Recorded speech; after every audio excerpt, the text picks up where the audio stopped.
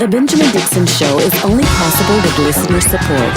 Go to www.patreon.com/The BPD Show.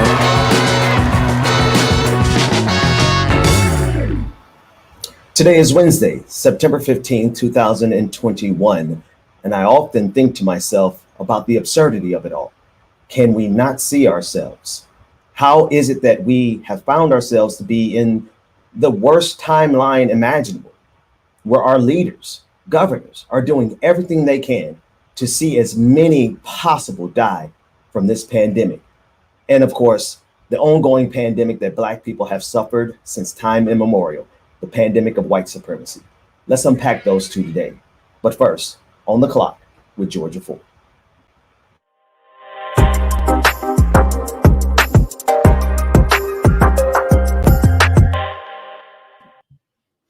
We're seeing more than 25% of new COVID cases be among school-aged children. That's 750,000 new cases in the last week. This information is not surprising. I think it's something that we anticipated. We talked about it on this show when Biden made his announcement that he was going to require schools to return back in session once school started. And we saw this happen as down south sent their kids back to school in August, and then here up north in the Midwest, kids going back to school after Labor Day. It's something that we knew was going to happen, but that definitely could have been avoided. I want you guys to take a listen at the latest coverage on these new cases. COVID's back to school lesson, how vulnerable kids are, making up more than 1 in 4 new COVID cases. For the sickest COVID kids, hospitalization rates spiked almost tenfold since late June. Alarm in Los Angeles. America's second largest school district just mandated vaccinations for eligible students. That's why there isn't measles and mumps and rubella in our schools. These 9 states have banned or restricted school masking mandates, including Florida. On Friday, a judge upheld the governor's ban. But Florida's pandemic politics has consequences. In Miami, Abe Coleman, an elementary school math teacher for 3 decades, died of COVID. One of 13 Miami-Dade teachers and staff to die of the virus already this school year. All of them unvaccinated. With the unvaccinated, many college campuses have gone from pleading to punishing. Ohio State will deny them housing and in-person classes next spring. At Quinnipiac University, fines of up to $200 a week. More than 700 colleges and universities have mandated vaccines. Pfizer's vaccine for kids between the ages of 5 and 11 reportedly could get FDA approval by the end of next month. Communities like Metro Atlanta could use the help. Roughly 25,000 kids have tested positive in the first 6 weeks of school. Now, Ben, this was something we anticipated. We talked about this months ago when Biden initially made that announcement. And I felt like you and I were trying to course correct the nation, asking parents to consider their other options. Homeschooling. We talked about having the pods, all of these different alternatives. But here we are in the inevitable situation that we knew we were destined to arrive to, was sending kids back to school in the middle of a pandemic. That's right, Georgia, and good morning again. It's hard to feel like, I guess, a voice crying in the wilderness. You were, Dr. Carl Mack, myself, the entire team here. We knew when we heard President Biden and administrators and principals and even some of our family members who are teachers, we knew when we heard them discussing going back to school without these children being vaccinated, in the midst of governors trying to ensure, Republican governors, let's be sure, Southern Republican governors ensuring that these kids don't wear masks, we knew that this was coming. And it's just so sad that so many people had to die before the rest of the world, or the rest of this country rather, caught up. Absolutely. And, it's interesting to see the mainstream media coverage of this because, having them interject and say parents should consider alternatives, that would be advocacy. That would be them using their platform in a role of an activist. When in actuality, the science and the CDC have pointed to wearing masks, being vaccinated, and in the instance when you can't do either, you shouldn't be crammed in a room, a small room with poor ventilation, and have a ton of people in there. And that's exactly what classrooms are. It's like they are, the perfect environment That's for right. this virus to grow and spread. Absolutely. I refer to them as petri dishes. In my time as a teacher, and even as with my kids as students, we stayed sick on the best of days when there was no pandemic. When the sun was shining bright, kids brought home every other virus that they could pick up at the water fountain. And so we knew, just by virtue of what this school system really is and does to our bodies, we knew that this was going to be the case. And here's the thing, Georgia. I also know that the leaders of this country and the leaders of these states are fully aware of what they are doing to these children. I don't think it's a lack of knowledge. I think it's a lack of empathy. Yeah, and I also cannot help but wonder how much of the economy has controlled decisions. Because when you look at last year, to shut everything down definitely took a toll on small businesses. It definitely took a toll on corporations. But at the end of the day, when we're sitting here and we're looking at these numbers, 27% of new COVID cases are among school age children, 750,000 new cases. That's almost a million cases of just children who are not old enough to make decisions for themselves. And so what was the driving force behind Biden's mandate to have kids go back into the classrooms? Because it wasn't the science of how to keep them safe and how to keep them protected from this virus. It wasn't that.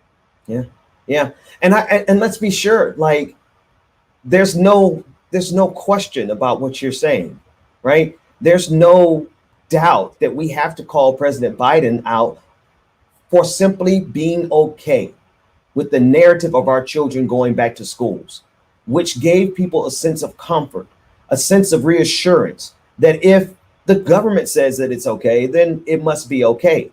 And then we turn around and wonder why so many people have a problem with taking the vaccine. Now, we're fighting the good fight for the vaccine to make sure everyone gets one. But when you're doing wrong by the people on one hand, how do you expect them to not have questions, no matter how unfounded they may be, on the other hand? And we're seeing this with these governors across this country. It's bad enough that we're going back to school, but now Republican governors like DeSantis and Abbott are trying to ensure that when you go back to school, your children cannot be protected at any level. And to that point, Ben, I want to play this clip. There's a state trooper who's expressing his own personal beliefs on the job, which did lead to a suspension. But you're having people in almost every profession across the board who are against the vaccine. And that's one thing I think. If you have your own personal understanding, you're concerned for your own health, but to use your platform, your social capital, and even your professional position to encourage other people which direction they should go on this issue, I think is really irresponsible. I Yeah. want you guys to take a listen at this state trooper who knew he was going to get in trouble for making this video. Christian, a husband, a father, and a police officer. I swore an oath to uphold the Constitution of the United States, to protect the freedom of the people who pay my salary. I do not work for my governor, but for them. The governor elected to this beautiful state has ordered medical workers, teachers, and first responders to get the vaccine. I have personal and religious reasons as to why I will not take the vaccine, but also the freedom to choose not to. I'll likely get fired over this video, but I'm nonetheless exercising my First Amendment right to speak freely. I've fallen in line for over a year with these useless and ineffective mask mandates, and I will no more. I will not sit back and sheepishly watch as those who serve the people of this state are given unlawful orders which threaten their livelihoods should they choose not to fall in line. Discretion is one of the most important parts of my job as a police officer. I will use that discretion, and I will not enforce useless mask mandates or unlawful vaccine orders.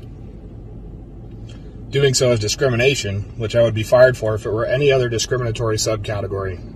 Ms. Governor, I think you've forgotten that you were elected by the people, therefore you work for the people. The title governor does not give free rein to force medical decisions upon us. An oath is permanent. I'll stand the blue line for the people I swore it to. If you're watching this video, I encourage you to look deep down and decide if you're going to fall in line as sheep, or if you're going to stand up for the rights that we have for the short time we still have them. Interesting. Georgia, Go ahead.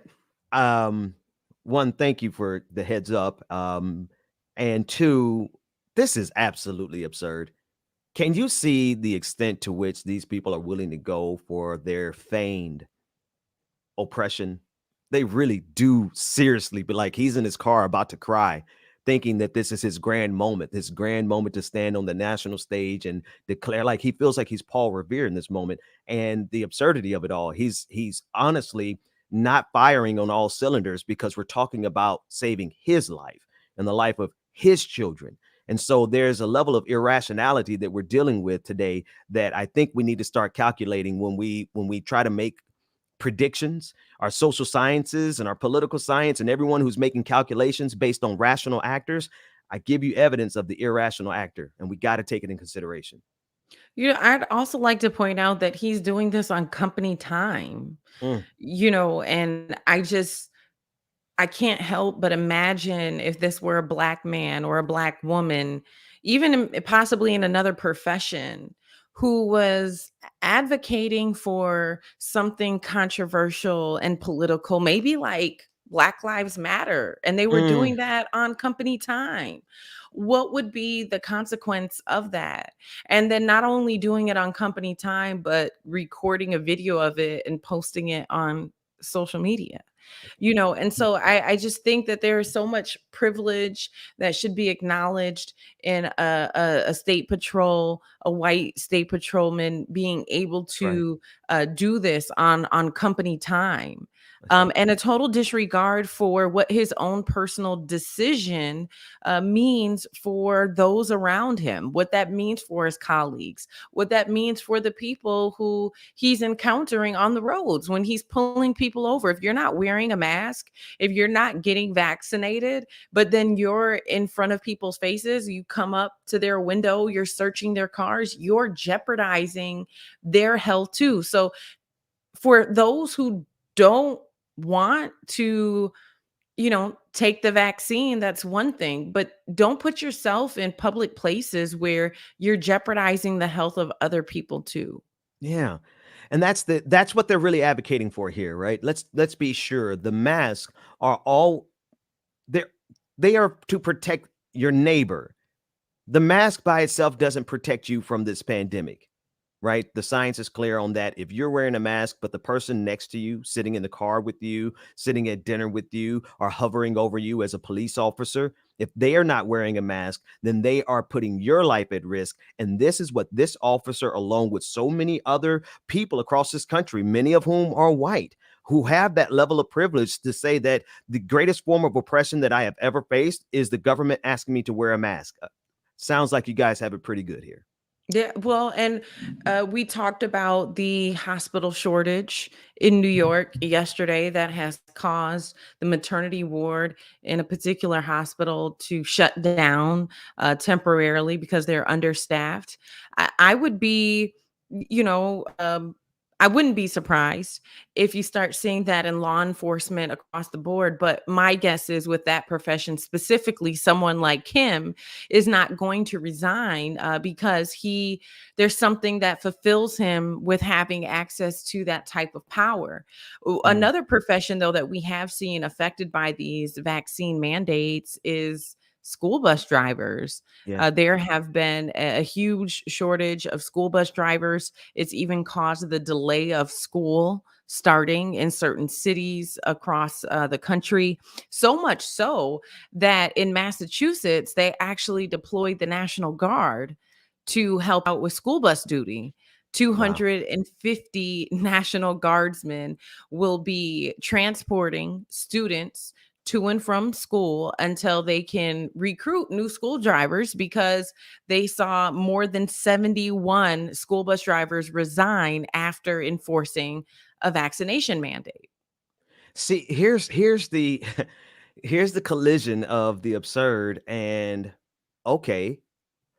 The reason I'm saying okay is if these bus drivers weren't going to get the vaccine, they pose a threat to their own lives and the lives of every child on their buses. So fine. Auf Wiedersehen. Now, two, should these kids be in school in the first place? Well, that's the bigger question. And are we so committed to this structural system that we have that we're going to deploy the National Guard, whereas we could deploy resources to the people and allow people the opportunity to homeschool through a Oh, no, once no, in a no, Ben. generation They pandemic? are deploying resources to the people. They're paying the parents to drive their kids to school. But they won't pay their parents to stay home with their kids in the middle of a once in a see. I think America doesn't realize, and I hate to sound biblical, right? And we'll have Anthony Galloway on Friday to help us with that exegesis of the text. But clearly, America, we could see we're underneath a series of plagues. The least of which is not the pandemic of stupidity and ignorance. And so this government and greed, that's the one. It is the greed that insists that we must maintain this system exactly as it is, which means you must go to work, which means you must go out and consume, and you must send your children out into these petri dishes called schools so that you could do both, consume and go to work. Yeah, no matter if you're putting your life at risk. It's a shame. It truly is. And I pray for our nation because at this point, I think that's all that we can really That's right. do. The mandates are out there that these kids have to be back in school. And now we're seeing the consequence of that. 1 in 4 new cases, 750,000 new cases in school age children. Ben, I understand that you've been following the election in California. I That's know right. yesterday was a big day. What was the turnout? What were the results? So the results are that we held the line against fascism, which is not saying a lot, except for it is a victory against fascism. We covered Larry Elder, who proudly declared himself to be the black face of white supremacy. He was the Republican challenger against the man you see on your screen now, Gavin Newsom, who was facing a recall election, which is a quirk of the California system. Every so many years, we have a recall of a governor. Gavin Newsom is not doing everything right, but he's certainly not a fascist. Take a listen to this clip of a recap of what happened last night. Said this many, many times on the campaign trail. You know, they have defeated Trump, but Trumpism is not dead in this country. The big lie, January 6th insurrection, all the voting suppression efforts that are happening all across this country, what's happening, the assault on fundamental rights, constitutionally protected rights of women and girls. It's a remarkable moment in our nation's history. But I'm reminded of something, I don't know, a few decades ago someone told me when describing a difficult and challenging moment, said, the world is too small, our time is too short, and our wisdom is too limited to win fleeting victories at other people's expenses. He went on to say, we must all triumph together. So in that spirit of recognizing and reconciling this moment and trying to understand what's going on, not just here in this state, but all across the United States of America, I just want to say this. Tonight, I'm humbled, grateful, but resolved in the spirit of my political hero, Robert Kennedy, to make more gentle the life of this world. Thank you all very much, and thank you to 40 million Americans, 40 million Californians, and thank you for rejecting this recall. So that was Governor Newsom, who survived the recall, thanking and listen again. I want to make sure we're clear. Anyone who's from California knows that there are a lot of issues that Gavin Newsom needs to step forward and actually take lead on and do something for the people. However, yesterday cannot be seen as anything else other than a victory for democracy, because had we gotten Larry Elder in that position, then we would see this type of mask mandates or the rejection thereof, like we see in Florida. Right? If you wanted California to become more infested with the ignorance and the bigotry of the Republican Party, Larry Elder was your guy, and thankfully, Californians held the line. Georgia. Well, and we're seeing actually a decrease in COVID cases in California. So, I think that there are some things he's definitely doing right. Where do you think they're going to go from here? Because when you have a recall like that, there's been some fallout, whether it's within other politicians in the area or residents. Do you really think he's going to have the full support that he needs to bring forth the change he's trying to make? I think he will, especially if he actually see. There's the status quo. And the status quo is not good for the average American, right? And if it's not good for the average American, it's certainly not good for Black Americans. There are some outliers. There's a lot of our parents or our grandparents who probably did good coming up as boomers, but this is a new generation that's facing a level of income inequality and disparity like we haven't seen in generations. And California is the leading edge of that phenomenon. So Gavin Newsom is going to have to do something for the people if he wants the people to support him. Otherwise, there's no telling what the future is for his career. Could we see this happen with Abbott or DeSantis? Well, that's the thing. Now, this recall effort was a unique quirk of the California system that makes it easier to accomplish than you would find in Texas or Florida. Republicans have a really smart, and honestly, it is a Machiavellian smartness, but they have a way of protecting power once they get it. Democrats, on the other hand, always want to go in and talk about bipartisanship and being fair, and then you get recalled. Well, I was going to have another update, but I have an update of my own. So I'm going to turn things over to you, Ben. Absolutely, not a problem. And speaking of updates, Georgia, we're following still there's a couple of stories that we're going to be covering in the next block. The New York City police officer who refused to enforce mask mandates. These videos are coming out more and more frequently of people being proud of what can only be recorded in history as ignorance.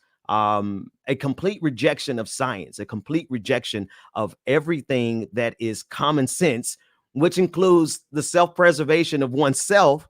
And like you have in your hands, your precious child. Like we're at a stage, Georgia, where we see people, we have completely rejected all sense of self-preservation for our children. And I'm fearful that if we don't understand that these are the people who have power over us, then we're going to absolutely see so many more of our precious babies get infected with COVID-19 because our governors are insisting on them going into these schools. But I digress, Georgia. If you let me, I'll run my mouth. No, I mean, and you raise a valid point, and it's such, I think, a hard time to be a parent because, a friend of mine, she said last year it was easy. The government made the decision for us, and they shut everything down. And now you're asking families, and some families who don't have access to resources, to say, should I stay home with my kids and not earn any income while the moratorium is being lifted, and That's right. you're seeing the employment benefits. And how do you stay home if you don't have the resources that you need in order to do so? And so it is a challenging time as a parent, because some people they want to stay home. They think it is safer for their children, but they don't have the resources they need to do so. Right. Before we wrap up here, I do want to provide a quick update here from Minneapolis. Of course, you guys know I was one of two journalists in the courtroom for the sentencing of Derek Chauvin, and the judge in his case decided to push back the trial for the other three officers. It was supposed to happen in August, but due to the federal charges that were filed, Judge Cahill pushed their trial back to March of 2022 to find out what exactly would happen with this federal case. Well, yesterday, these three officers, who are also charged in the murder of George Floyd, were in court, and they pleaded not guilty. They are charged on a federal level of violating George Floyd's civil rights. And we are expecting to hear from Chauvin on the federal charges as well. Ben, I can't say that we're necessarily surprised that they pled not guilty, but there has been this ongoing conversation with these three officers, especially two of them being rookie officers who were being trained in by Chauvin. Should they be held accountable at the same level at which Chauvin was? That's you caught me on a tough question, because if you ask the criminal justice system how they would treat a bystander in any crime, we get the full extent of the law thrown at us, right? If we're a bystander in any crime, whether we had anything to do with it, we see it all the time with people who are simply in the proximity or related to or in the same vehicle. They get the exact same charge as the person who pulls the trigger. And so in this case, because that's what our justice system says do. The reason I hesitated is because, they messed up in a very significant fashion, and they need to pay for it, most certainly. But there was something particularly heinous about George Floyd's death at the hands of Derek Chauvin. His actions, I think, no matter how much those other gentlemen are punished, I think Derek Chauvin's punishment needs to stand out above and beyond theirs, even if it's ever so slightly. Absolutely. Well, I will continue to follow both the federal and the state charges against all four officers. But that is the latest update. Yesterday, they were in court for their federal charges for violating George Floyd's civil rights, and the three officers pled not guilty. Georgia, we're coming up on the end of this segment. Coming up in the next block, we're going to be joined by Brother Pascal of the Pascal Show. We have a lot of news and stuff to cover, and as you could tell, the heaviness and the weight of it all, sometimes we have to take it with a bit of levity just to protect ourselves. I think we call it laughing for not crying. So Brother Pascal is going to join us on the next segment, and we're looking forward to that. All right, stick around for that and more on the Benjamin Dixon Show.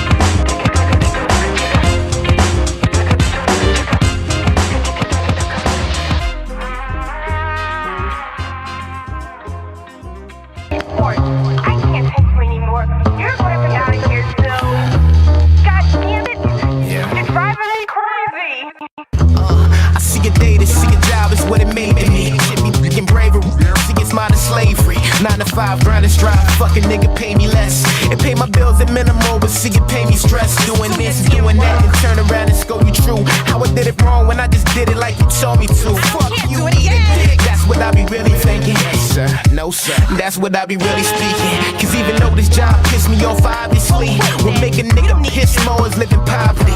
Obviously, I gotta work, suck it up and give a smirk, smiling even though it hurt and see my boss a fucking jerk. They call it a paycheck, it's really disrespect. That shit's so low I can't afford to call collect. And that's Good morning, good morning, good morning. I am not DJ Exclusive. Just give me one shot. But we still want to say good morning to everyone in all the chat rooms across the platform. Facebook, YouTube, Twitter, Twitch, wherever you are, hit that like, share, and subscribe button. We'll be back right after this. Slaving all night, we work long days and we work long nights. Slaving all day, slaving all night, we work long days and we work long nights. I see them laughing as they passing and harass me colder. Can see my passion. Shout out to DJ Exclusive in the chat room laughing at us. That's all right. We're not DJ Exclusive, but we are DJ BPD coming back with all the news and politics. But first, a little bit more of this.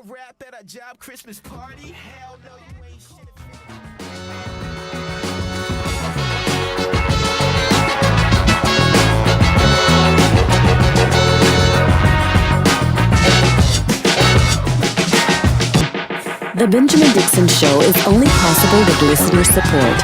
Go to www.patreon.com/The BPD Show. Welcome back, everyone. It is Wednesday, September 15th, 2021, and it is you are at the 8:30 hour. If you're on the East Coast, we are going to be joined momentarily by our brother from another mother and another show, the Pascal Show. The Pascal is going to be joining us to join this conversation with all the news and politics that we have to cover. Shout out to DJ Exclusive in the chat room laughing. Yes, my fault. I thought I grabbed the clean version of that, folks. That's on me. So I'll go back and pay the fine for each word that was in there. That was not his fault. That was mine. That said, there's so many stories that we're having to cover across the country, and we have to land squarely on the grim reality that we're dealing with. We're dealing with sociopaths in power. When we look at the total of the number of children, as Sister Ford just in the last segment went over, when we look at it, our children are dying. Hate to be so dramatic, but is that not what's occurring right now? They're getting infected, and we don't even know the long-term effects of COVID-19 itself. We know the short-term effects for so many people has been death, but we're faced with a series of leaders who absolutely have no regard for the well-being of their constituents or their children. That's what we have to, and this is what I really was discussing at the top of the show. And I want to take a minute to pause just to kind of gather my thoughts and to gather your thoughts, because of course we have plenty of clips to play. There's evangelicals that we have to go through. There's all kinds of stuff that we're seeing on a regular basis. But folks, can we just pause and for all that is good, just kind of take in a deep breath of the reality of the timeline that we are in. 700,000 people didn't have to die. And if we don't take a step back, please forgive the extended monologue, but this is really bothering me. Sometimes you cannot tell where you are because you're in the middle of it. Sometimes you cannot tell that you are in an abusive relationship with a political party because you're in the middle of the fight trying to save this country. Sometimes you can't tell you're in an abusive relationship in your job because you're too busy just trying to pay the bills. Sometimes you don't realize that you are seated in the biggest empire in the history of the world in the middle of a series of plagues.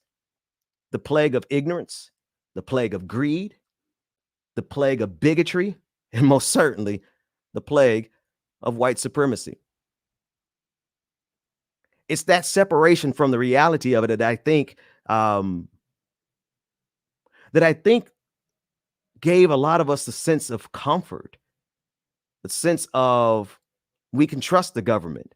the sense of we can trust. And again, I want to be sure when I say we can trust the government, I'm not speaking to that part of the conspiracy theory world that says we can't trust the government with this vaccine. I'm more concerned with not being able to trust the government when you have people like Ron DeSantis and when you have people like Governor Greg Abbott and the various southern states that we're seeing an uptick in COVID-19 outbreak amongst children. See, if you want, we spent a lot of time on yesterday's episode, and we'll probably spend more time today because there is a good debate to be had over Black people's fear of anything from this government. Because, well, when has this government actually done anything for Black people? I can see 1964, 1965, but here we are. We can't even get rid of the filibuster to protect the gains that we got in 1964 and 1965. We still have a question as Black people in this country as to whether or not our votes are going to be secured in the next election, because Republicans have made a concerted effort across the last, how many years have they been making an onslaught against our voting rights? And now we're at the culmination of it where you can't even march to the polls on Sunday. They targeted Black communities specifically. And where is the response from the Democratic Party on the national level? Oh, well, Joe Manchin is standing in the way. Kyrsten Sinema is standing in the way. So we can't possibly the parliamentarian is standing in the way.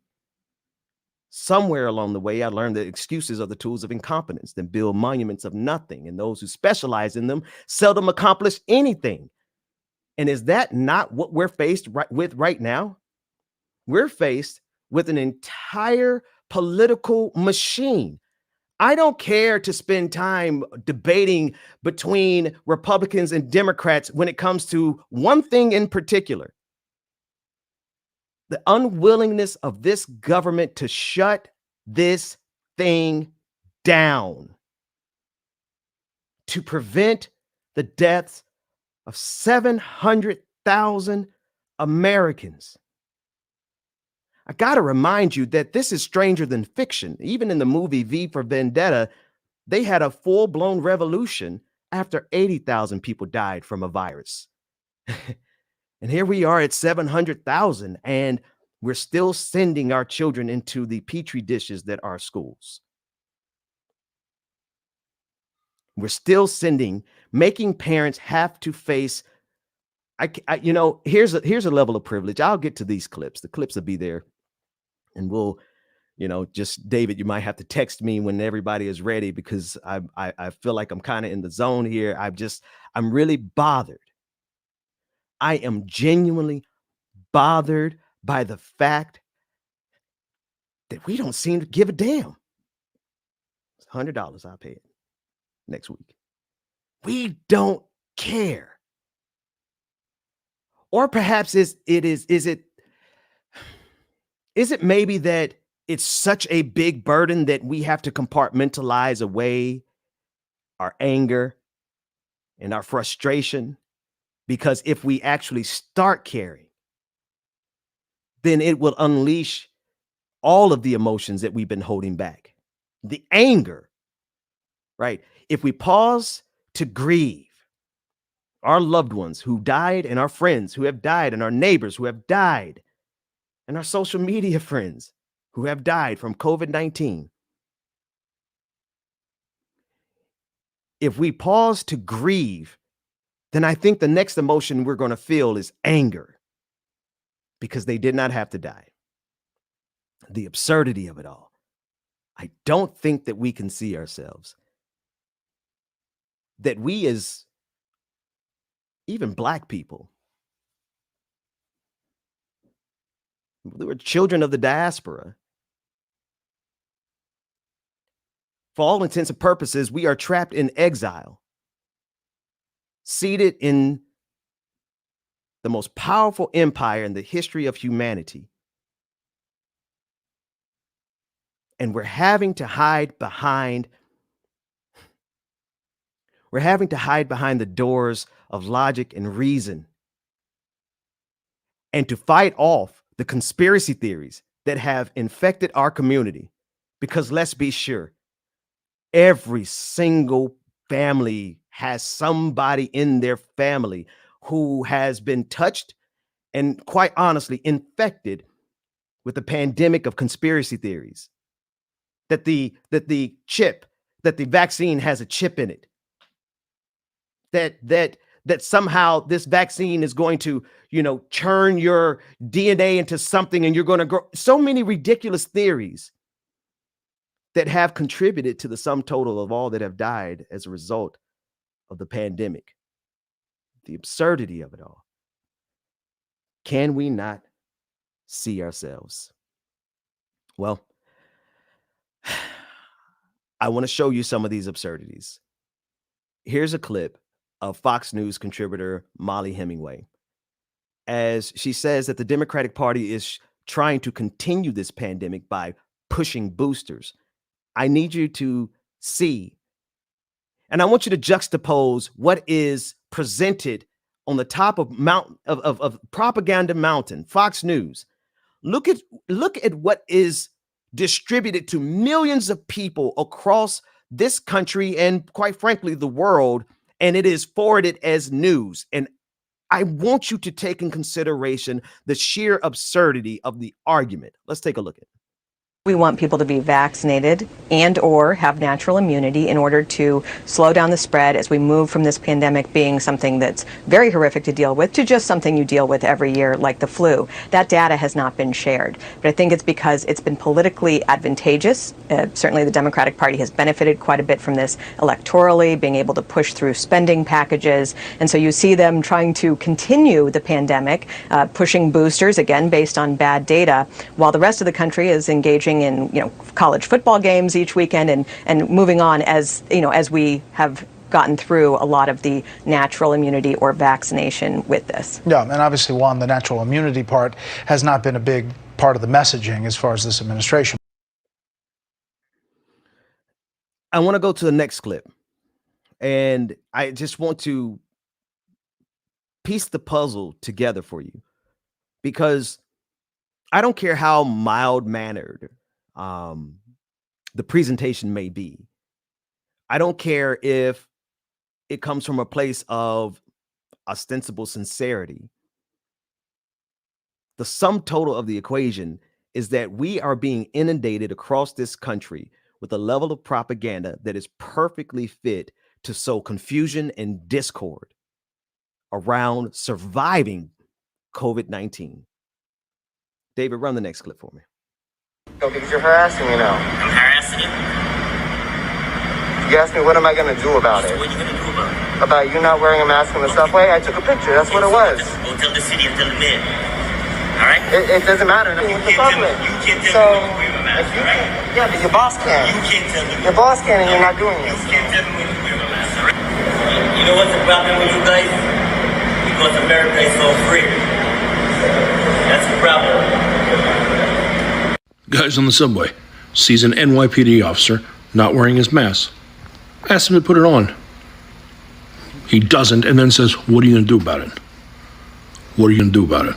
Cops an attitude, no pun intended, just that the guy had the audacity to ask him. Of course, it begs the question, is he supposed to wear the mask?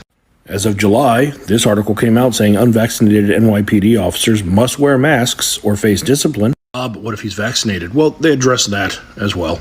Additionally, at all times, members of service must wear a face covering while present in pre-kindergarten to 12th grade school, public transit, homeless shelters, correctional facilities, nursing homes, or healthcare settings, or face discipline.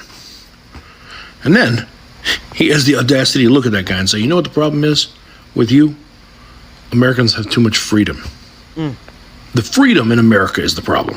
A New York City cop say the problem with America is freedom. When this video goes everywhere and you get called in front of your superiors, please bring that part up to them. Please tell them that the problem in America is freedom and see how that goes. That was a breakdown by, I think, Michael Mick something. I'll get his last name. David will put it in the chat. Of the first clip that you listened to. The power structure of this country, the policing agencies, the people that we are dispersing into Black communities to protect and serve. y'all, I mean, this is not a surprise for anyone who's been paying attention, but can we clearly see that when the powerful, those that have weapons and have the authority to come in our communities and kill us, because we still can't get rid of qualified immunity.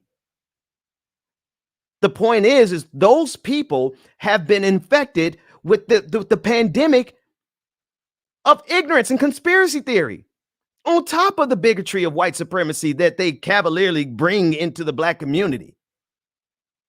Yeah, we are dealing with multiple pandemics at one time. Georgia Ford played a clip earlier that I had not gotten a chance to see, and I want to play it again. And it is a state trooper who is making his manifesto, his video manifesto, declaring that he's not going to enforce different mandates. He's worried about his freedom. They all equate freedom to their ability to harm us. I got to state that again. The equation that they are running in the background, whether you know it or not, like it or not, is how they can maximize the call and the pain, rather, the pain that they cause us by maximizing the number of people who get infected by COVID-19. That is the result of their actions. I don't care what they tell me they are trying to do. I don't care if they're calling it freedom when it is freedom to harm the masses. Let's run that clip. A husband, a father, and a police officer. I swore an oath to uphold the Constitution of the United States, to protect the freedom of the people who pay my salary. I do not work for my governor, but for them. The governor elected to this beautiful state has ordered medical workers, teachers, and first responders to get the vaccine. I have personal and religious reasons as to why I will not take the vaccine, but also the freedom to choose not to. I'll likely get fired over this video, but I'm nonetheless exercising my First Amendment right to speak freely. I've fallen in line for over a year with these useless and ineffective mask mandates, and I will no more. I will not sit back and sheepishly watch as those who serve the people of this state are given unlawful orders which threaten their livelihoods should they choose not to fall in line. Discretion is one of the most important parts of my job as a police officer. I will use that discretion, and I will not enforce useless mask mandates or unlawful vaccine orders. Doing so is discrimination, which I would be fired for if it were any other discriminatory subcategory.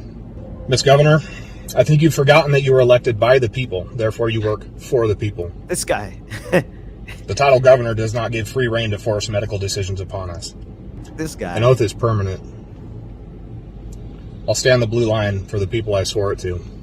If you're watching this video, I encourage you. You'll stay on the blue line. Wait.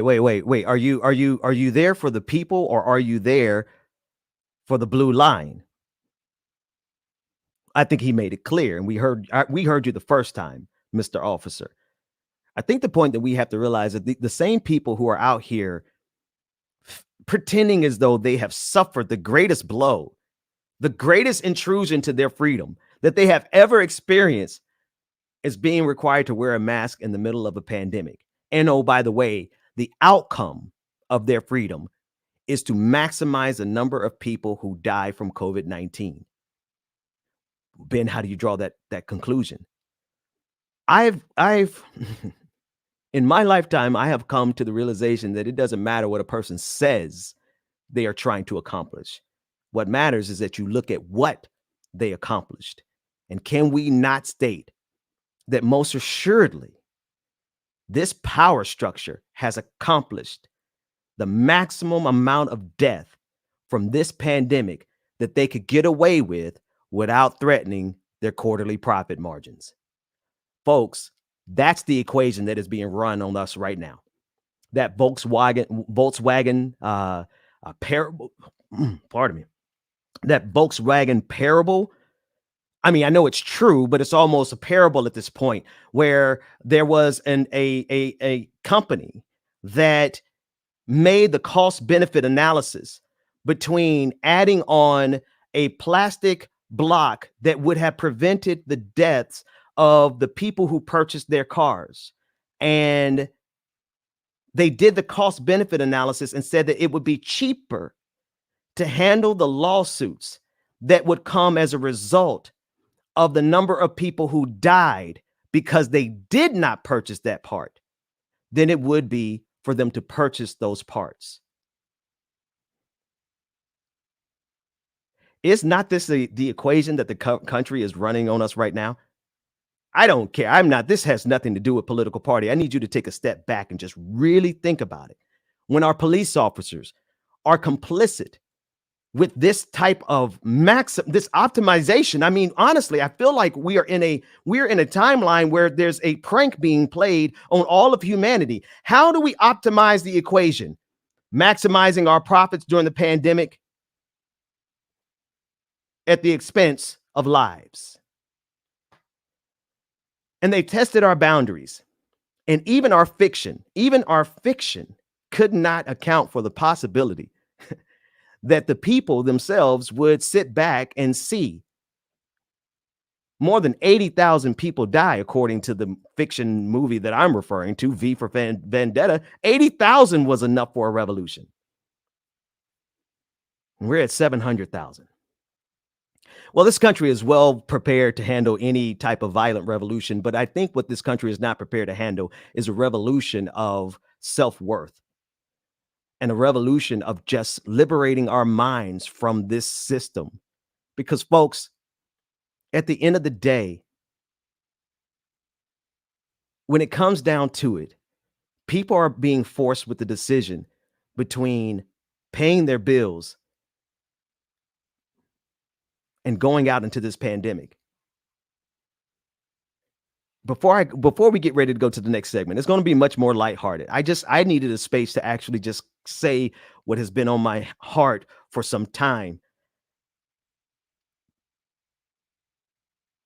I am so privileged to be able to do the work that I do safely from the comfort of my home, and for all intents and purposes, prosper from behind the safety of my walls, of my house, with my family and my kids who we're homeschooling.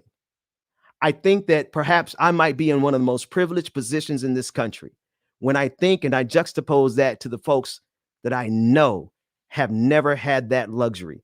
They never even had the choice because this government refused to do anything to accommodate the average worker who has had to go out in the middle of this pandemic and make money when this government is 100% capable of providing the subsidies that were necessary for every single one of you to stay home and to stay safe in this pandemic. But we're so far past that point, all we could do is look forward.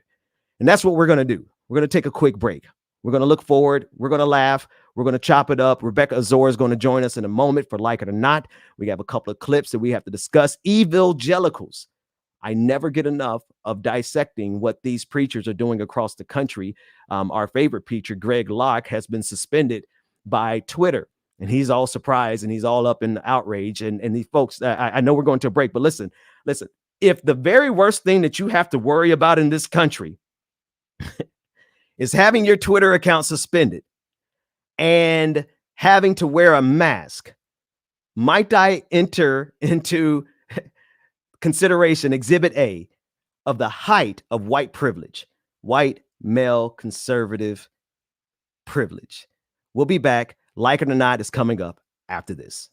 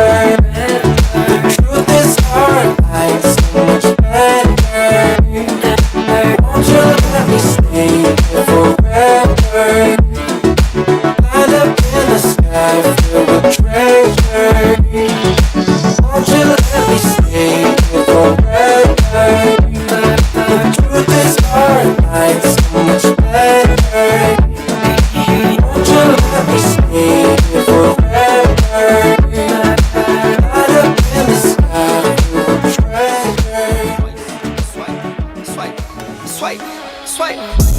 Just picked up some bands, come again, come again. They do what I do, I'm like Simon Says. Yeah, I'm the running man, rapping rubber bands, rubber bands. They do what I do, I'm like Simon Says. They do what I do, I'm like Simon Says. Swerving, making plays, good Ferrari red. Never out my zone, touchdown in my hands. Only fam around me, I can't have no friends. Had to cut you off, you left me out for dead. Ever since I was a teen, had prices on my head. Had to cut you off, you left me out for dead. They do what I do, I'm like Simon Says. Just picked up some bands, come again, come again. They do what I do, I'm like Simon Says. Yeah, I'm the running man, rapping rubber bands, rubber bands. They do what I do, I'm like Simon Says. Just picked up some bands, come again, come again. They do what I do, I'm like Simon Says. Yeah, I'm the running man. Don't feel right. I still wanna party with her. Oh yeah. Even when it don't feel right. You know I'ma party with her, with her, with her. We been chillin' off the Wednesday, slept until it's Thursday. She don't wanna leave me, not just yet. Told me all about last Friday, when she went all crazy. Didn't go to bed till Saturday. I don't wanna go without, so I asked her to stay. Though she broke my heart in a million ways, but I'm putting that aside now. I'ma feel alright now, happy just as long as she's with me. I've been trying my luck every day of the week, yeah. With my baby, what's up? Always down every weekend. No, I love her too much, but I just can't get enough. She's slipping through the cracks.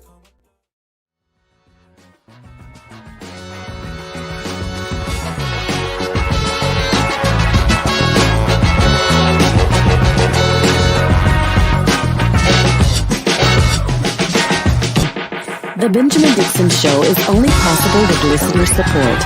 Go to www.patreon.com/The BPD Show.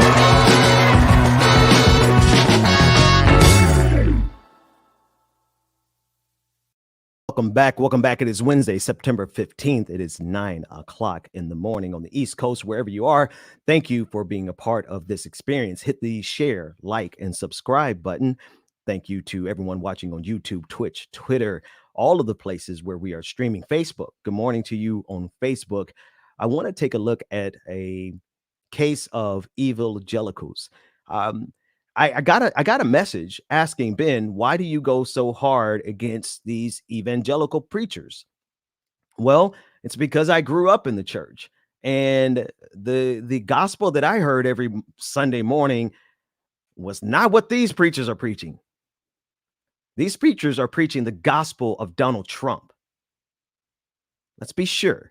These preachers are preaching the gospel according to Donald Trump, conservatism, the gospel of the big lie, and most of all, the gospel of white supremacy. So yeah, I have a tendency to go hard in the paint against against these evangelicals. Take a listen to this preacher who looks eerily familiar. He looks like an actor. We've covered him before, but I want you to listen, and I'll give you all of the context, but I want you to hear it first. Listen to this man, and I want you to listen very closely to the dog whistles, to the bullhorns, to the gospel of white supremacy, the gospel of greed, and the gospel of the big lie, all wrapped into one. David, run the clip. We make these exemption forms actually have some weight. I'll sign as many as we need. You don't have to become an in-person member at Sheridan. I mean, you don't have to attend services in person at Sheridan. We need you to become an online member, and that's super simple. So in order to become a member at Sheridan, it's very simple. In our bylaws, there's 2 steps to become a member at Sheridan. This is in person. 1, you have to attend on a regular basis. And 2, you have to financially support the ministry. That's how we determine membership at Sheridan. It's so simple. You attend and you give. That's in person.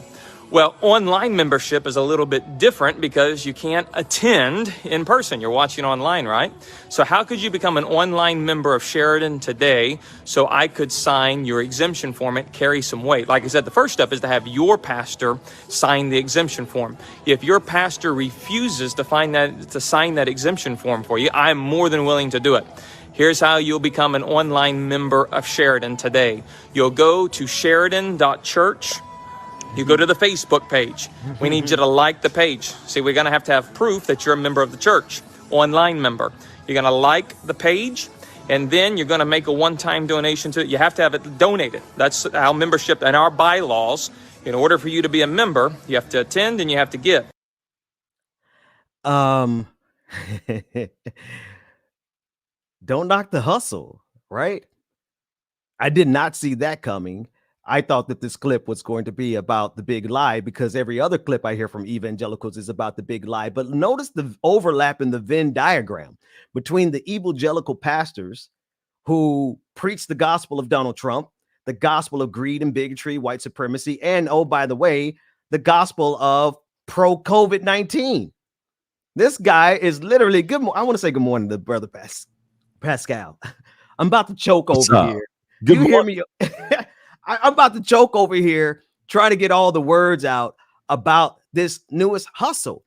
And honestly, if you have no regard for humanity, then it actually is a brilliant idea. He's going to leverage all his social media followers to create an online following around people who want to get a religious exemption from having to wear a mask or a vaccine, or whatever exemption they're trying to get. Man, this guy is hustling the faith. How you doing this morning, Pascal? Man, I'm chilling, baby. I'm good. You know what I'm saying? First off,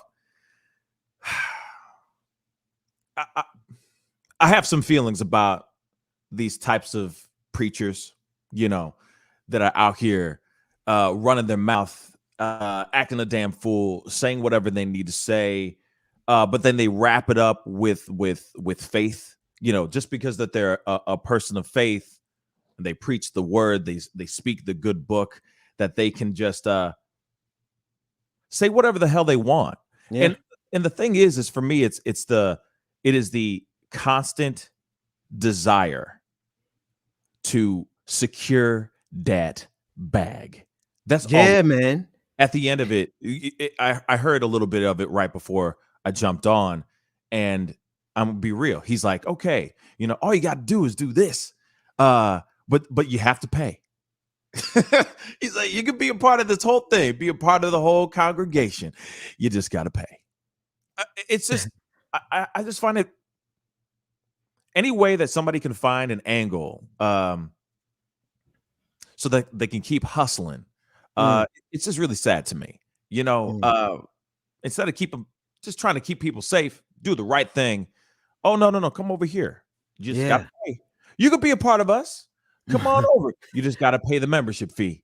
Okay. And, bro, but let's flip it, because you're absolutely right. The hustle.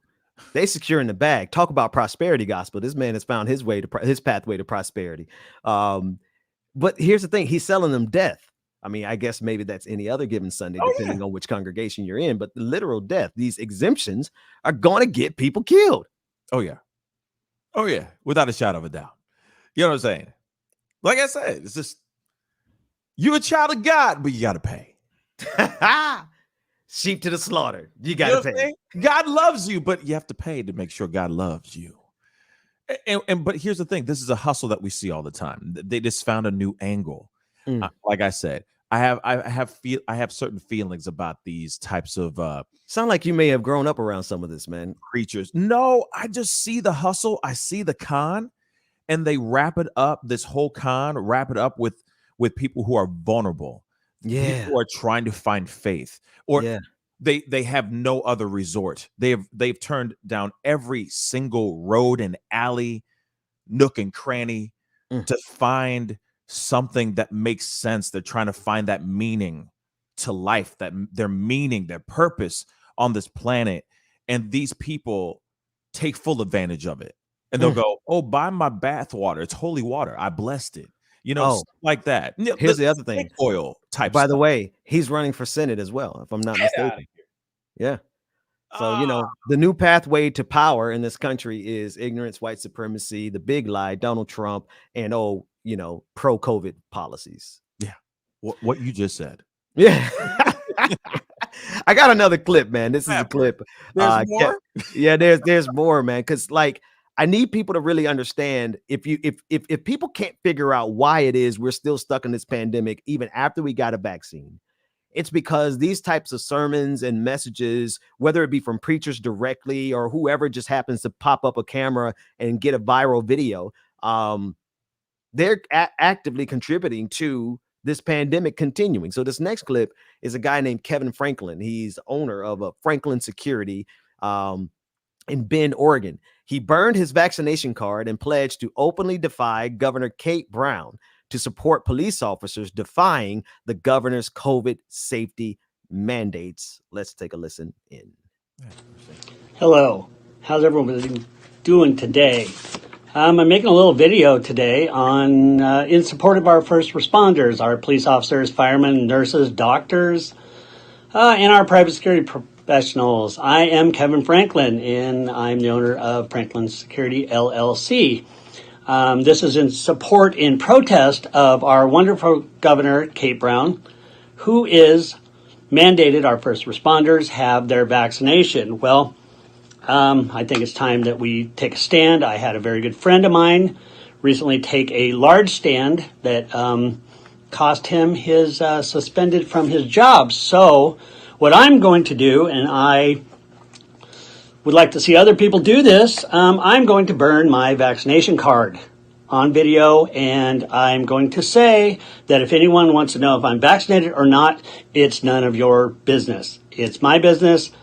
It's a personal thing. If you want to or not, I think it's a personal choice, and I think it should be a personal choice. So please, everyone support our first responders, and here we go. Kate Brown, we will no longer comply with your mess and your stuff. We, as first responders, don't deserve this, and have a good day. This man about to burn down his whole business. I was about to say. He about to need a call to firefighters. And man, what's wrong? Like, does he think these are draft cards? Are they really drawing an analog between burning your draft card and burning your vaccination card? He literally just cut down his business in half. I mean, literally. Well,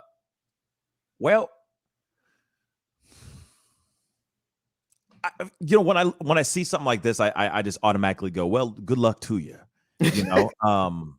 Godspeed. You made the choice to get up to date, to get the vaccine. This is something that we need to use for right now. I don't see the big deal with it. Now, I mean, I understand that some places, some states, I don't know what state this is here. We get it. I don't know off the top of my head either, man. Come on, it's a pop quiz. But you know what I'm saying? It's like, yeah, pop quiz, hot shot. But like some spots, you know what I mean? Some spots are sitting there going, you need to have this. And I sit here and go, okay, if they're implementing something like this, by burning your car, you're going to have some lonely weekends, man. There's going to be a lot of lonely Saturday nights of doing nothing. Hopefully you haven't seen a lot of stuff on Netflix. You know what I'm saying? This is the time to start catching up on your Netflix and chilling. You know what I mean? He ain't going to have no business after this. Hopefully you are married or you are not single, because you are just going to be sitting on your hands doing nothing. Oh, man. Yeah, this is stupid. Hey, well, you know what? There's no purpose, in my personal opinion. We have a whole lot more. And we know your show is coming up at 10 o'clock Eastern, 9 o'clock Central, but you're going to stick with us as long as you can? Yes, of course. All right. Coming up, Like It or Not with Rebecca Zor.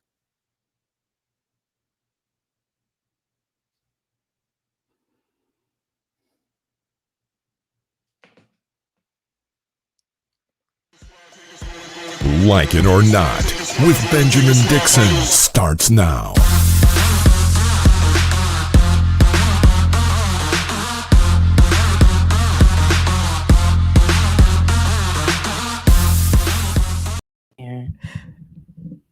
Rebecca, good morning. Yes. Good morning. Good morning. Good morning. I didn't know which one of us were going to do it in the absence of DJ Exclusive, but I'll jump out there. Good morning. Good morning. Good morning, and welcome to Like It or Not, where we're free to tell the truth. And not you can't say all of it, Ben. I'm just kidding. I'm just kidding. It is again Wednesday, September 15th. Rebecca Azor is in the house, and we're also joined by my brother from another mother, I'm about to say DJ Pascal. Pascal from the Pascal Show. How y'all doing this morning? I'm doing good. I'm feeling like there's not enough light here in my place. I mean, I know that the light is on my face, but in my in my home, I feel like I need to go turn on the light. But good morning, Pascal. How are you? I'm very, very good. Good morning, Rebecca. How you feeling? I'm doing all right. I'm doing all right. Good. And I'm feeling kind of tilty on my camera. I don't know. We got to work that out. Rebecca, you got a lot going on this morning. I got a lot going on every morning. Get used to it because it's just what it is. Okay. Now, did you guys watch yesterday? And good morning to the audience. I love you guys. Mean it. Did you guys watch yesterday evening the versus battle between none other than Ja Rule and Fat Joe, Joey Crack? Okay. And Ja Rule. Did you guys watch it? Because I feel like there were two different age groups. The men, from Queens that used to be on the block with the Timbs and the oversized track suits. Yeah. And then those of us who were screaming, "What's my MFing name?" And we were not spelling it, but we were saying, "Are you ready?" That's what we were saying. So you have those two groups of people. Did you guys watch it last night? No, I didn't. I saw clips online. Let me tell you something. At first, it started off like, and I can't lie. The people who did enjoy Fat Joe in '93, I was 3. So the people who did enjoy Fat Joe, he said, I got 26 years of hits. And he was like, yesterday's price is not today's price. He was saying that. And I was like, okay, it's great that you have 26 years of hits, but your audience isn't even millennials because the millennials are at home. We got jobs in the morning. We got to wake up in the morning. Y'all doing this on Tuesday night. And we tired. Wait, why it got to be? I mean, the whole purpose of verses is to bring back some of the classics. Like, why it got to be old? We are old, but yeah. I agree. I agree with you 100%. And so the verses is to bring back classics. And that's what happened, for us who felt like, okay, that was 93. We weren't even born, but we was vibing because we was waiting for the hits that we did know from Fat Joe. But it was when Ja Rule said, because he's like, you got all these songs. These are not hits. These are not hits. These are old. Yesterday's hits are not today's hits. That's what Fat Joe told Ja Rule. Ja Rule looked at him and said, but yesterday's hits are classics. I said, oh, I felt that in my shanana. I did. Ja Rule was out there like, okay, because of the Fire Fest and because his voice has been preserved since. Okay, his voice it's like he was literally singing. He was singing, and his voice was so preserved. And I felt like this was a moment. Like I'm like, dang, Ja's back. And then he took off his shirt, and it looked like late 90s and it looked like the early 2000s. I said, oh Lord. He's still out there. He didn't lose a beat. He's blessed. And then Ashanti had to jump from this side to do one song. And Ashanti then was there? Came back on the other side with Fat Joe to do another. I said, girl, hey, get in your bag, because you were in your bag. And she where can we watch the versus battle? You can go back on Trilla with Ashanti. We're not worried about YouTube. They are double streaming it. They were streaming it from their phones, watching it on their computers. You can always share the experience on YouTube with someone as well. But it was a good experience. Nelly was there. Nelly walked over, pushed Fat Joe over at the end to go and give Ashanti, what's up? When I hug that, I know that exact look. I know that exact look too. So yeah, it was a moment towards the end once I was able to be like, I know that song. Yeah. Yeah. That was cool. It was a good. And Remy was looking good. Remy Ma was there too. I was there too. Yeah. Oh, see, I'm telling my generations now. I was like, Remy Ma was there too, and Ashanti. Remy Ma, Ashanti, all of them, and then all of us. We know all to the easy, M to the website. We were all screaming. The children that used to be children. Wait, Pascal, is this because I don't think I've ever asked you how old you are, brother. Like, which generation did you fall into? Are you 90, 91 East Cleveland? Like, I'm an 80s baby. You're 80s baby. Okay, so you more along the lines of you don't want to say what's again? How far 80s? Like, you look like an 86. I'll take that. Oh, Sure. oh, you're older. I'm a little Yeah. older, yeah. Okay. That's cool. Well, that said, Rebecca, Just a little older. we always appreciate the refreshing joy that you bring and culture and everything. But you've been telling me about the story out of Rikers, and we're following a story here in Georgia where the Department of Justice is having to investigate abuses, prison abuses. So, I mean, I don't want to, whichever way you want to go, but there's a lot happening right now. Yes. I'm right here with Here you. she go. Here comes the broadcaster voice. No, no, we can go anyway. And I'm looking at the stories right now, and I think I want to go in the way of, since we have Pascal on the show right now, I think I want to go in the way of Haiti. And if we do have any B-roll for that, that'll be great. But I think I want to start with that because I know he has to leave. So I know yesterday there was news that dropped that the PM, the prime minister, and the guy, Ariel Henry, who was basically hired by slain President Jovenel Moïse, is now one of the lead suspects in the death of Jovenel Moïse. And I remember when I spoke about it on the show, it actually was interesting because the first thing I said was, let's keep in mind that he just literally put in place this PM, Ariel Henry. And now, it's funny, or it's not funny, but it's very ironic that he now has been assassinated. Wait. Can you, because we've been covering the prime minister. Make sure I didn't hear that wrong. Can you just give it to me straight? The prime minister that was put in place by assassinated President Jovenel Moïse, Haitian assassinated President Jovenel Moïse, is now one of the key suspects. Haiti's. So this is now, this was yesterday's breaking news. Haiti's chief prosecutor asked the judge to charge Prime Minister Ariel Henry in the slaying of President Moïse and to bar him from leaving the country. So they can do an investigation. The order filed by Port-au-Prince prosecutor came the same day that he requested that Henry meet and explain why a key suspect had called him. So this is what this is the news coming out of Haiti recently. I know we've been covering it, like I said, and what's very, very interesting to me is that a lot of, I think people know no, I don't think. We know people know what's going on, but with these investigations and things, especially out of Haiti, the streets know more than the people in the government do. Like, they know so much more. Before this even hit the fan, my brother calls me and he was like, Pete Sitz, I heard that Ariel Henry is about to get, in trouble because he had a phone call. And we all got that WhatsApp text. we all got it. The streets are talking, man. Exactly. These streets are talking. They're talking.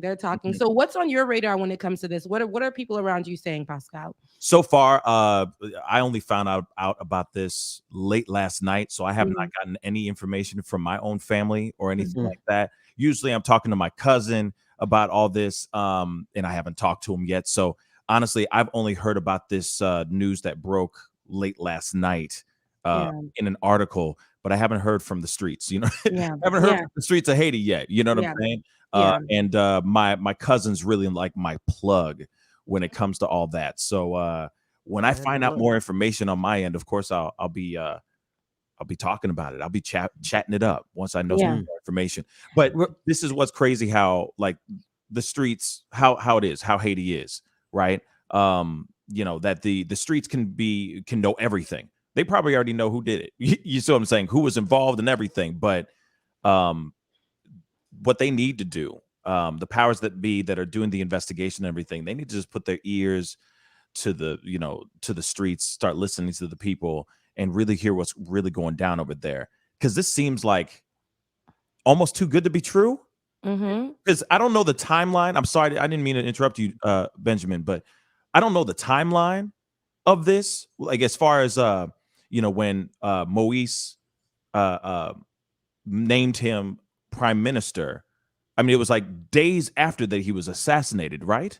He named him prime minister right before he was assassinated, Yeah, and that was his choice, right? He met with Right. Ariel, and that was I literally made that a story. I remember talking about In it. real Oh, time. there's a prime minister, and then right after old boy's assassinated, it was like the night before, and right after he was assassinated, we had Vanya Andre from the Haitian Times even speak about that, and I was like, we need to really look at that as a key thing.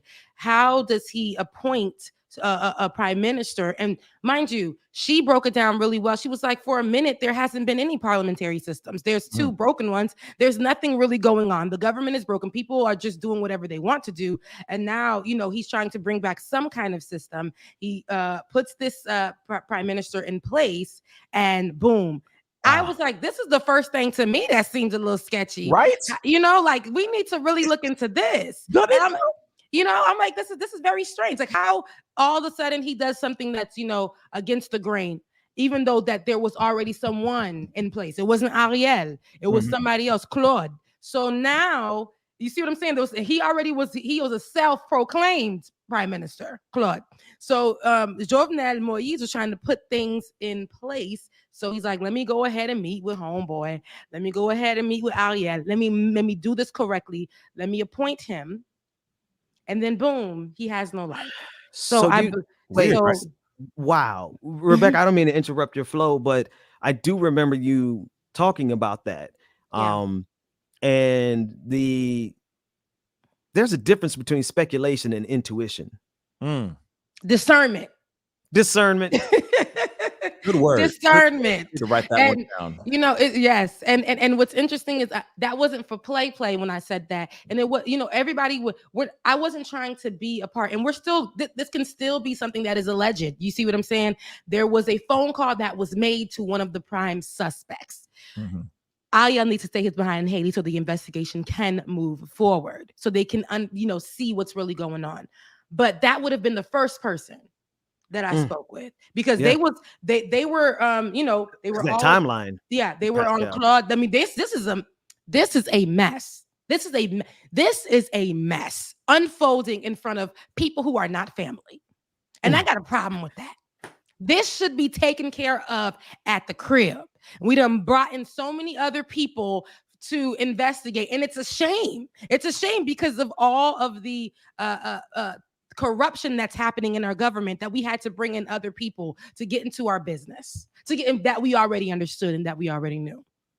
Okay. But the corruption prevents us from actually getting an investigation, really done.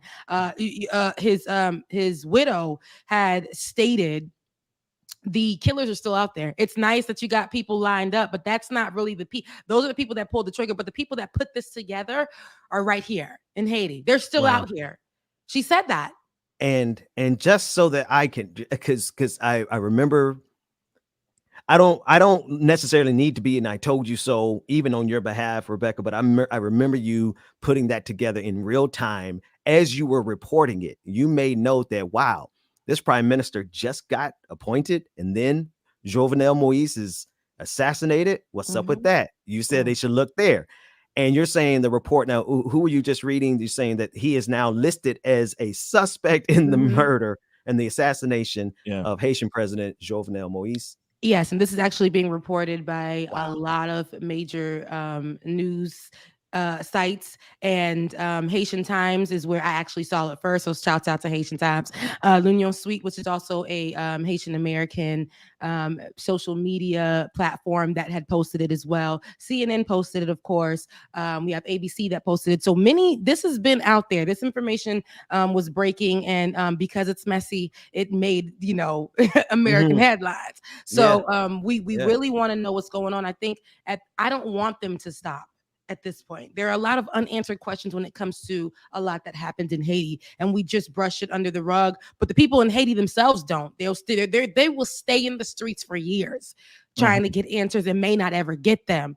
But I think because this is so major, I would love and I always say this, even when it comes to the earthquake and how we're handling Haiti, a year from today, I still want them to understand that we're pushing for the growth of Haiti. So I want the highlight to be on Haiti in any way possible. And especially with this, I want to show that we can get to the bottom of something when it, when it comes to Haitians and their issues and what we're dealing with over there, and things like finding out who assassinated Jovenel, former President Jovenel Moïse. That was, to people who did not like his politics and to people who agreed with his politics, was a blow to the heart.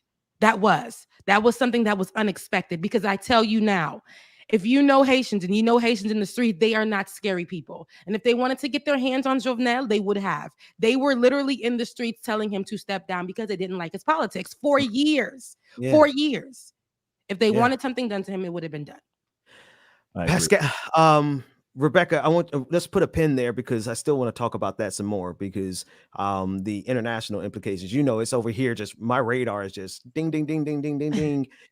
So we can unpack that more, but I want to pause for a minute. Brother Pascal, I know you probably have to get out of here. What's coming up on your show at 10 o'clock, the Pascal Show? Just a whole bunch of news and a whole bunch of silliness. So come on over to the Pascal Show, youtube.com/the Pascal Show. Let's have some fun. Rebecca doesn't seem to think that this is you on the screen. That is Tyler Perry. That is very much me. That is Tyler Perry. Now, you see, I don't know what's happened between then and now. Not that you look like an old man then, but you look like a younger man now. Ooh, it is. Yeah. I will take that. I've been working out. Okay. I'm on that keto. Okay. Hey, man. Hey. What you know about that keto, man? Okay. That it's the a difference. lie. The difference between it's a lie. Don't do it to yourself. What's a lie? What's a lie? Keto diet is a lie. The difference between my opening video and my like it or not opener is keto. It's keto. Word. Keto, so keto, can get together and keto and boxing and running, but you're a little boxing and running, and and that works too. And I ain't throwing any shade on that. You got to stick with it. But as soon as you eat a pizza, that's a wrap. Yeah. No, I mean, as evidence, because now I'm not as big as I was. I'm not as small as I was. I'm somewhere in between that Luther Vandross space where I ate those pizzas over the pandemic. But I digress. Pascal, you better get out of here, because I was going to start a whole nother conversation about us being cousins, the children of the diaspora. But I know that's going to be a 30-minute conversation at least. So in the meantime, why do you leave all the fun stuff when I leave? You know what I'm saying? Why? Well, I think I need to come on over to your show and see if it's really as fun as you say. Because you keep saying, it's fun. So can I say something? I sent you an email a few weeks back trying to get you to come on the show as a guest. No, you did. And I said you left them on red. Rebecca, you left them on red. What happened was there was so much going on around that time, and I wanted to reply in that space, but I said, Bubba, this is your time. And when I saw Bubba shining on your show, I said to myself, we had a good time. Okay. DJ I like that. Yeah, DJ exclusive. Y'all had a party, and then y'all roasted Sha'Carri Richardson. Why y'all roast our sister? Y'all roasted Sha'Carri Richardson, and I ain't like that too much. And I said, I'm gonna get on them. I'm gonna get on them when we get back on the show. Because I'm gonna be honest with you, because I know how Sha'Carri's story is gonna end. She's gonna be on a Wheaties box. I'm on the side of Sha'Carri, but y'all did roast her pretty. Y'all roasted her clean, and then she came in the last at the Met Gala. She walked in at the end, and somebody was like, "And here she go, dead last." I said, "This is ridiculous." I'm on Team Sha'Carri. I love her. I said, why would y'all even put that? But that's funny. Hold up. We were having some fun. It was all in fun, but at the same time, she was dead last, though. Dead last. Okay, but here it is. Everyone loves a come up story. You know what I mean? You know what I mean? Everybody loves to see somebody rise from the ashes. So let's see her do her thing. I want to see her do her thug thizzle. You know what I'm saying? I want to see her succeed, but dead last after talking so much on the twits and all that. Damn. I'm just saying. You gotta. And Pascal, you're also rose. Go ahead. Go ahead. I was gonna say you're also gonna miss part 2 of the argument of the debate. I believe in a healthy debate. And me and Rebecca, we still. I don't even know if she wants to talk about it again, but we're gonna bring it up for. I wanted to get your opinion on Nicki Minaj's tweet about her cousin's Swollen balls? Sorry. Testicles? Am I allowed to say balls? Ben, yeah, you could say balls. Yes, Ben, you have 5 minutes because we will not take this over and beyond on a boat in the middle of the sea. We will not do that. We will not do that. But yes. So all of that to say, Pascal, we gotta have you back soon, brother. Oh, I thought you were about to have this debate right No, now. I was like, No, because you got to go to your show. I just wanted you're to right. tease the folks and let them know that you're going to be back as often as we can get you. Put the image back on the screen one more time. The Pascal show. Perry image back up. Put the Tyler Perry image back up. The Pascal show coming up at 10 Eastern. When we go private, he goes live, and that's where you should be if you're not already a patron of ours. And Pascal. you should be a patron of ours, so you shouldn't even be going over to his page because you should be over there in our private. But if you can't afford it right now, I do send you over to my Haitian brother Pascal's show, and I hear it's great. So yeah, You hear it's great, man. yeah. Rebecca, One day I'll be on it, and like I'll I be. said, We'll you see. need We'll to- see. you just I'll need be the to judge. click and drag yourself over for a little while. You know what I Okay. mean? Yeah. Okay. I'd be honored to have you on the show. Real talk. Sure. You'd have Yeah. a lot of fun. I'll So- answer back to that email, and we can move forward after that. Yeah, I'll reply. that I sent 2 years ago. Yeah. But I appreciate it. I'll be like, oh my gosh. My intention. 2018. My intention. Just so folks know, I see it. The audience sees it. Even if the two of them don't see it, my intention is not to be in this equation one day. David, take us to any kind of break Ben you always have. trying to get off the show. Ben, I'm always trying. to get off the show. Listen, I'm the connection Let maker. Pascal go. Here you go. I make See, that'd make be me at the connections. end of the show. Pascal, thank you so much. I'm Love you, the mean it. plug. I'm the synergy. I'm the chimera. Here we go, David. Take us to a quick break. So I'm out. if you don't let this man go right now, Rebecca gonna have him here for another hour. There it is. Play a song for us, David, because I need to step away. Let's take a quick 5, and when we come back, we are going to chop it up. We're going to finish the debate for 5 minutes. That's all we're going to allocate between me and Rebecca with regard to Nicki Minaj 'Cause they and her never changed in my Trinidadian mind. testicle problem.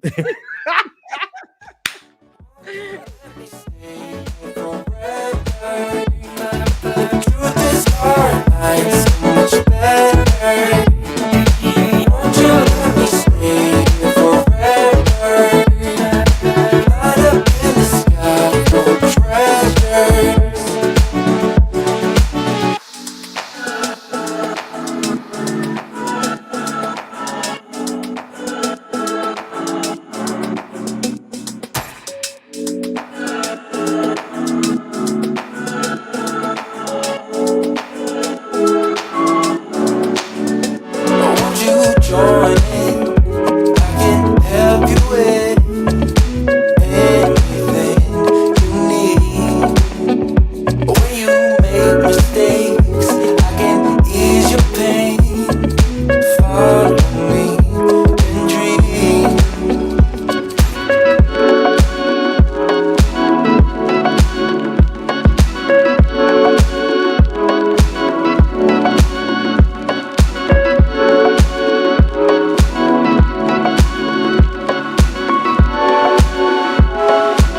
Won't you let me stay forever?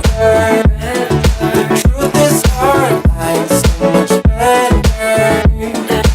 Won't you let me stay forever? Light up in the sky filled with treasure. Won't you let me stay forever? The truth is our life's so much better. Won't you let me stay forever? Light up in the sky filled with treasure. Swipe. Just picked up some bands, come again. They do what I do, I'm like Simon says. Yeah, I'm the running man, rapping rubber bands. They do what I do, I'm like Simon says. They do what I do, I'm like Simon says. Swerving, making plays, good Ferrari red. Never out my zone, touchdown in my hands. Only fam around me, I can't have no friends. Had to cut you off, you left me out for dead. Ever since I was a teen, had prices on my head. Had to cut you off, you left me out for dead. They do what I do, I'm like Simon says. Just picked up some bands, come again. They do what I do, I'm like Simon says. Yeah, I'm the running man, rapping rubber bands. They do what I do, I'm like Simon says. Just Picked up some bands, come again. They do what I do, I'm like Simon Says. Yeah, I'm the running man. Don't feel right. I still wanna party with her. Oh yeah. Even when it don't feel right. You know I'ma party with her. We been chillin' on through Wednesday, slept until Thursday. She don't wanna leave me, not just yet. Told me all about last Friday when she went all crazy. Didn't go to bed till Saturday. I don't wanna go without, so I asked her to stay. Though she broke my heart in a million ways, but I'm putting that aside now. I'ma feel alright now, happy just as long as she's with me. I've been trying my luck every day of the week, yeah. With my baby, what's up?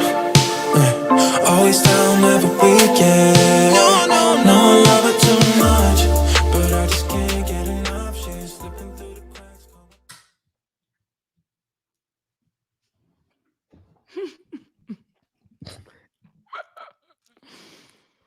Welcome back.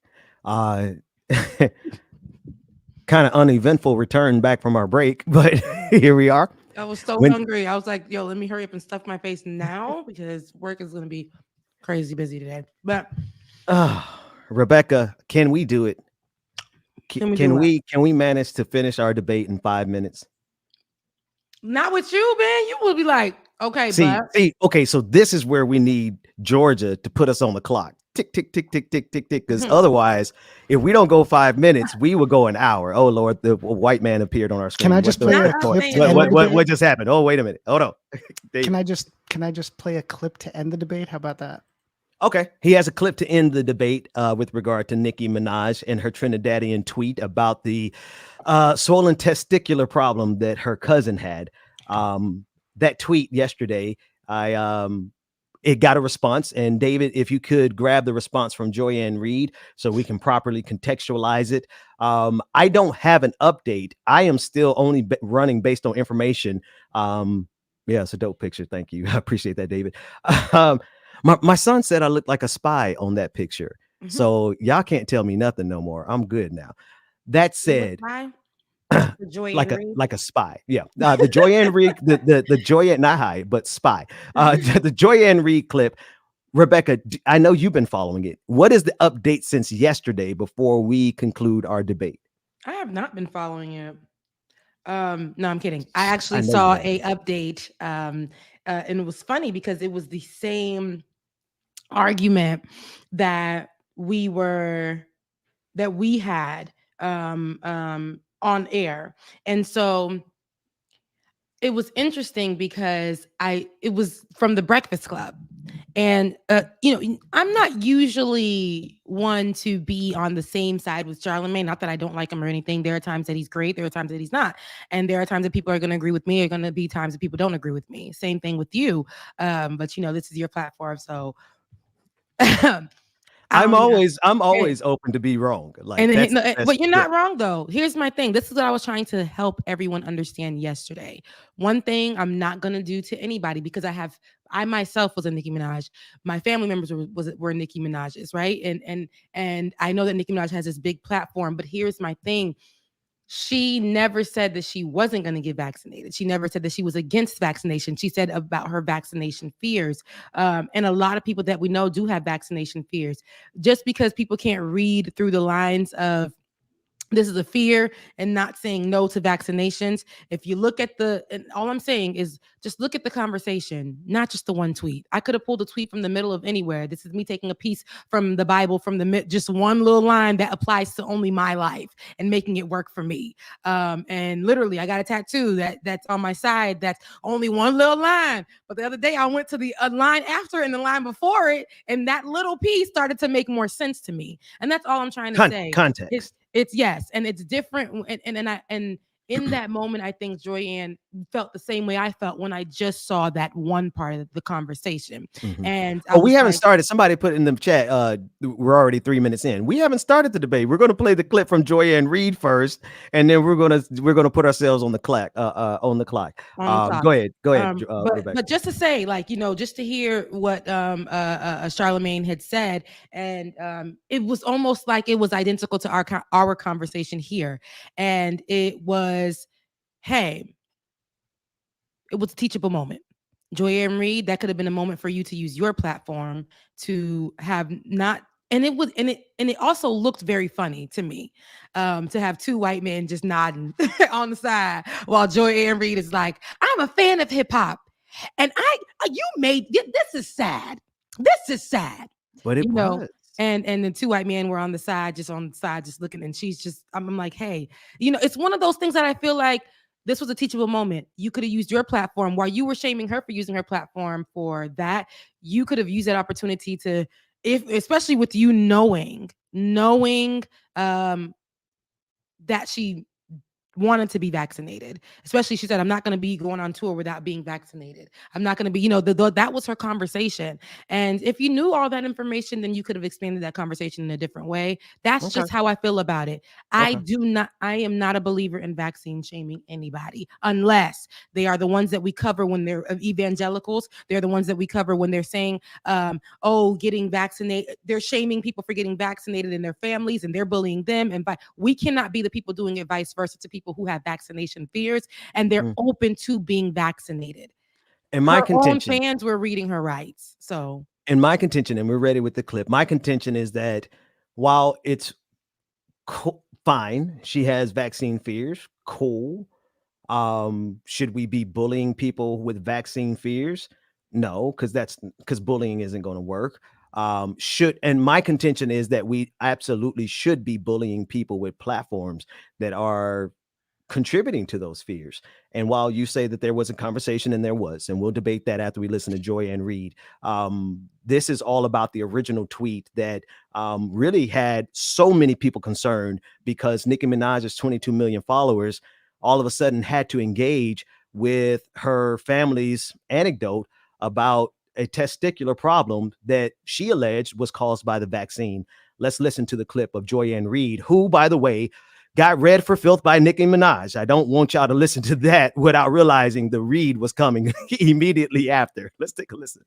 People like Nicki Minaj, I have to say this. You have a platform, sister, that is 22 million followers. Okay, I have 2 million followers. You have 22 million followers on Twitter. For you to use your platform to encourage our community to not protect themselves and save their lives, my God, sister, you could do better than that. You got that platform. It's a blessing.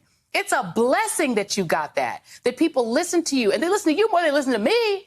For you to use your platform to put people in the position of dying from a disease they don't have to die from, oh, my God. As a fan, as a hip-hop fan, as somebody who was your fan, I'm so sad that you did that. So sad that you did that, sister. Oh, my God. And what's funny is, and it's what's on them two white men on the side. I don't know what's going on. Hey, just for the record, David, if we're ever in that scenario, I'm going to say out loud, please give me the one shot, because this is an inside conversation. Because this is for family. But even I don't even like the whole context of, and that's also just me, with the black women going against each other as well. Like I said, it was a teachable moment. Have a different conversation in this moment. And yes, the impotency claim. All right, we're on the clock. 9:45. We're on the clock. Go, Rebecca. The impotency claim, right? That is exactly something that even her fans were saying, hey, but this claim that you get sterile or men have issues with their testiculars is false. Her fans schooled her on that. And she was having the full conversation with them saying, okay, well, this is what just happened to my cousin and things like that. Now, I before we move forward, I want to read the latest coming out of from Joy Reid herself from the readout on Twitter. She stated and quoted, I feel like every moment is a teachable moment, and this might be one that illustrates on Twitter in public how hard it is for us to talk to each other on these two sides of get the vax and don't get the vax aisle. So I really do, but I agree with that when it comes to Joyanne Reed. That was Joyanne Reed's tweet yesterday late night. But I understand that as well. I still feel like in this particular moment, Joyanne Reed should have applied all the tweets instead of that one, and then talked about the fact that impotency claim that that's not something like men being sterile, having issues with their testicular. That is not something that is true. Right. You know who did it though? The Shade Room. After all of that, posting all that mess, the last slide says, there is no science that shows that Nikki's claims of testicular issues From the true. vaccine. From the vaccine is true. I don't think we're so far apart. I think we can actually probably wrap this up in a couple of lines here, because I think we both agree all the way up to this point. When I asked you, when should we bully people? And again, I know people don't like that word, but what I mean by bully, I mean using our platforms to bring hell to people who we believe are contributing to the continuation of this pandemic, right? A lot of words to say. I think that we should call out people with platforms who are doing things that are problematic. And while you're saying context is matters, you also have demonstrated, and you said very clearly, that people just read that first tweet and then they go off and they make their whole life decision based like Joyanne Reed did. She went off and made her whole life decision to discuss this on air, got read for filth, and now it's a teachable moment. But I'm also thinking about those other people who took that first tweet and ran off and said, "Oh, I'm definitely not going to get the vaccine, because if Nikki's cousin had testicular issues, what about my testicular issues?" And then beyond Nikki, this has been a conversation, right? Beyond Nikki, I've seen this conversation between people, period, whether it was going to be Nikki or not. But because Nikki did say it, and I love this about the conversation, I saw so many of her, so many of her fans saying, "Hey, Nikki, I love you so much, but here. Here's a link that you can follow. Here are some points. Here's what's real about the vaccination, and here's what's not real about the vaccination." So if ever you're following the thread and you actually are reading through and you're going to see the comment section, which I like to do, and see what the conversation is looking like, that was majority of the conversation, right? People who even support her, who have blue check marks, were reposting her, and it was offensive to her, but were reposting her and having other conversations. That's why I say, if your fans can give it to you in a teachable moment, I believe Joyanne Reed, who has a platform of 2 million, like she said, you got 20 million, I got 2 million, you got 2 million, and you're here next to white folks who ain't even part of this business, this family business, having this conversation, when you could have expanded the conversation and gave these points to the people. Your 2 million, that what Nicki Minaj just said about men having issues when they take the vaccine isn't true, and here's why it isn't. Right. All right. So I'm with you. I'm with you on that. So I think the only place where we might defer is when we should, let these celebrities have it. And I think I hear a distinction with you. And here, tell me if I'm hearing you correctly. You're saying if people are maliciously out here doing these things, have at it. Do what we got to do to fight against them. But if someone is unintentionally contributing to that problem unintentionally, and then it fosters a conversation, lay off that person. Don't go after them. Ben, we all know someone who has been close to us, who has been a problem, who has been problematic when it comes to this vaccine, who has chosen not to get the vaccine, who, people that hurt our hearts and we want to punch them in their face, but we love them so much. And what did we do? Gave them grace and we prayed them through it, right? And it may have had to hit them on their booty and for them to just move forward, but we gave them grace even in that time, prayed them through it, and have, and wanted them to just understand. And what happened? What happened is preferably some of them go ahead and get the vaccine after hitting them spank that behind. That's what I hope happens. That's what I'm saying.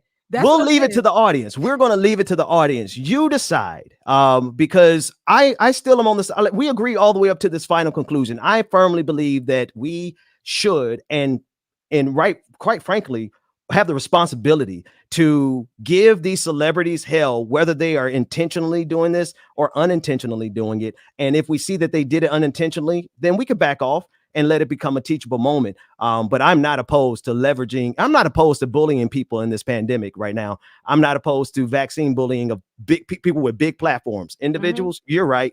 There's no amount of bullying, but let the audience decide. Should we bully celebrities or should we not? when it comes to this vaccine and their responsibility with their platforms. Leave a comment. Should we bully? Yeah, put it in the comment section. But let's make the question clear: should we bully people with vaccine fears?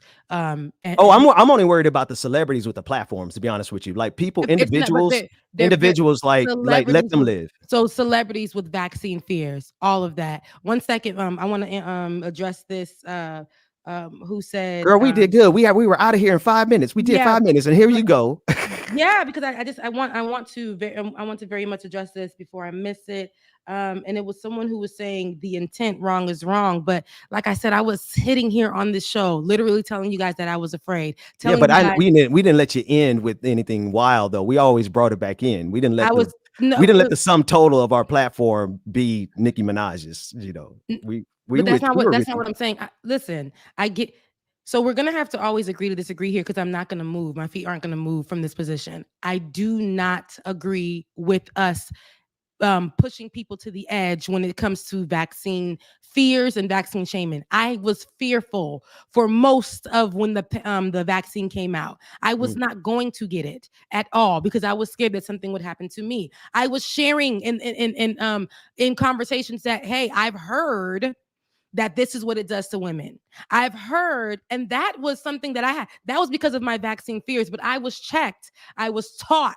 And after I was taught, I was able to go and get the vaccine and give people my experience with it. So this is what I'm saying. It's like pushing somebody over the edge to not do it, whether it's a person down the top or whether it's person at the bottom of whatever celebrity status. When somebody is open to getting it, a little bit, let's teach them, let's continue to push them, because it seems like if you look at her stuff that she was open to the conversation, saying, I'm going to look into this.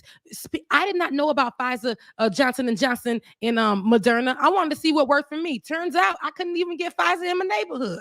Okay, I had to go and go and get Moderna. Before I got Moderna, I wanted to see how it affected women. I had to do my own research on that, and at that point, the vaccine was out for like 8 months at that time. So are you guys going to scrutinize me for saying that I needed to do research? My sister went and got Johnson & Johnson, the one shot, after all of that information that came out about it, right? And she had to go do her research, and then she decided, hey, I don't want to go. You got to do what works for you. Whatever time and I understand that we're applying I need to do research in this particular time to something that is negative or something that is not holding somebody accountable. Oh, this is what I'm going to say. This is not enabling. Okay. We will not enable anyone who says that they will not get the vaccine. They won't get the vaccine. If somebody is saying, hey, I am interested in getting this vaccine, but I am afraid because this is what I heard. Hey, sweetie, even the damn doctor that gave me the shot, I had to ask and say, after asking my own doctor, I told the doctor, well, I heard this and that and that. She was like, hey, sweetie, as she was rubbing up my arm. That is not true. Okay, these are rumors that you've heard. This is what's true about it. I'm going to give you a piece of paper so that you can do more research yourself. But I'm telling you now, that is not something that applies to it won't make women barren. It won't do, it was helping me understand. Right. So in those moments, all the way down to the day of me getting the shot, I still had vaccination fears myself. And I was still asking questions. And even after the fact, I was still doing my research. So at the end of the day, I know it's cute right now, to get on people, but let's be mindful. We don't want to waste time for people who are just afraid and having the wrong conversations where we can steer them to the right conversations and mix that up with people who are actually putting out misinformation. And when we get the opportunity to correct misinformation to those people, we need to absolutely take it. And I believe that in that moment with Joy Reid, she could have done that. Joy Reid could have definitely done that. And that's just how I feel about it. I need the record to always reflect that I got us out of here on time, but I'm used to church. This church happens, the preachers say they're going to close and they never do. We go leave it in the comments section. You decide. Who do you agree with on this? There are two questions, and I think that there should be one question, but there are two questions because my question is fundamentally different than Rebecca's, but Rebecca's is salient. Should people who are vaccine hesitant be bullied? I agree. No, that's going to be my sentiment. Somebody else in the chat room may disagree. My second question is, should people with platforms the size of Nicki Minaj be bullied? My belief is yes. You all decide and let it be in the comment section. We got a clip to close out this debate. David, run it. Got the vaccine and it made his balls swell, so he can't know what? I love your stuff. And first of all, let me say, I'm happy to hear that your husband's balls are okay. You know, I just had to jump on this and say this. As a doctor, let me just address this, because there's going to be some young man who's going to say, I would get the vaccination, but I don't want my balls to swell up. If it's one thing the vaccine does not do, it does not make you impotent, and it does not cause your balls to swell up. So, Nicki Minaj's cousin's friend with the big balls is not from vaccine. I can tell you what can do it, and a sexually transmitted disease can do it. I'm not saying that's what he had, but that would be something that would cause a wedding to be called off. That's just me. That's just my thought. But let me just say again, the vaccine will not cause your balls to swell up. Not in the United States, not in Trinidad, not anywhere. That is all. Who, grandmama? Who? I did not screen that. That, whose grandmama is I that? like the way that she just lets y'all know, as a doctor with information, she combated misinformation, lets y'all know the vaccination. But she looked like does my not grandmama, cause- man. She looked just doesn't like cause- my grandmama. It Wow. doesn't cause. She's the same one that had told that guy to change his drapes in that one. Oh, Nana out there killing it in the game. We need to get Yeah. her on the show. She's We on gotta the get her on the TikToks. show. She's She's on the TikToks. I can't even do TikTok. I saw TikTok. I said I digress. That's what I said. That's not a social media platform for me. Listen, we only have 3 minutes before we go to the after party, and this story deserves a whole lot more coverage. In 3 But minutes? Rebecca, yeah, it definitely does. But we're going to talk about it in the after party amongst other things. Rebecca, just give us a look at the what we're going to be talking about. Rikers Island. You actually brought it to my attention and put it on my radar. Just give them a look at what we're going to be discussing. So with Rikers Island, as you guys know, is a very, very, very well known prison, and a lot of celebrities that we know have been on Rikers Island. But now we don't need that kind of. But now Rikers Island, that's what I have to let people know. But now Rikers Island is going through a lot of stress. When I say stress, they're stressing the fact that they don't have any leadership. You know who's running the prison some days, on maybe Wednesdays and Fridays? The inmates. The inmates are running the prisons, and they're trying to keep it together while a lot of the leaders, the security officers, the police officers are not showing up for work. Wow. All right. So listen, if I'm a prisoner and I got to run the prison, then I'm going to run myself right out of the prison. But I digress. We're going to talk about that in the after party. To get access to that, patreon.com/like it or not. We generally laugh a lot in the after party, but we definitely want to take our time and discuss this. We have some video clips and we'll be going over that. Rebecca, get your last word. Say goodbye to whoever you need to say goodbye to. Shout out to DJ Exclusive. We are instituting some self-care measures here to make sure that we don't burn out our team. So, brother, I hope you're enjoying the show from the audience this morning. And shout out to the entire team in the background, David, Dwayne. Good morning again, and thank you to Georgia Fort on the clock. And of course, Rebecca Azor. It's your world. So, there was a question that was asked. I know we were 60 seconds until the after show. There was a question that was and David, asked. run the music at 60 seconds. Yeah. there was a question that was asked that said, were you one of the students in your class that the teacher said, you talk too much? And I was like, yeah, I definitely was. And they were saying, like, well, what do you do now? I talk too much for a living. So somebody was like, Rebecca talk too much. Well, that's what I do for a living. You will always catch me running my mouth. Let's take it to the break. I'm gonna see y'all in the after party. We'll see y'all later. Take care, everybody.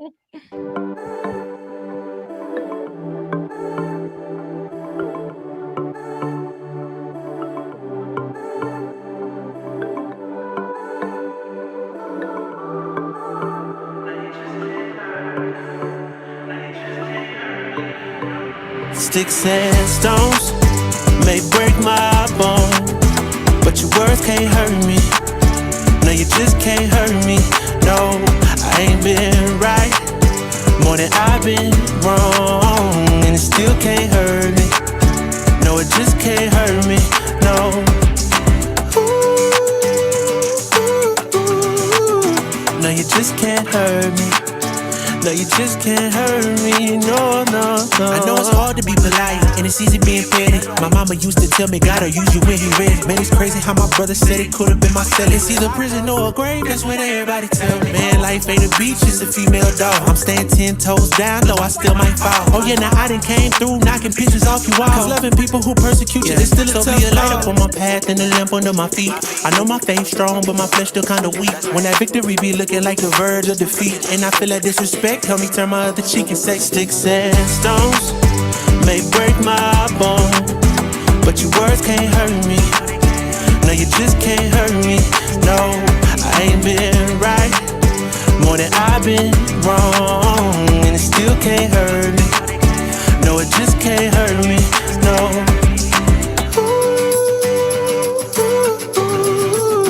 No, you just can't hurt me. No, you just can't hurt me. No, no, no. No, you just can't hurt me. No, you just can't hurt me. No. See, it's hard to be polite. It's easy being petty. Mama used to tell me, gotta use you when you're ready. Cause I ain't working on my own timing. Ain't got no diamonds on me, but I stay shining. Yeah, yeah. They say the world would be a better place if we take out the hate. Stop all the hate right now. Yeah. Let's keep it real, it'd be better if we just subtract the fake. Yeah, so be a light up on my path and a lamp under my feet. I know my faith strong, but my flesh still kinda weak. When that victory be looking like the verge of defeat, and I feel that disrespect, help me turn my other cheek and say, sticks and stones may break my bone, but your words can't hurt me. No, you just can't hurt me. No, I ain't been right more than I've been wrong, and it still can't hurt me. No, it just can't hurt me. No.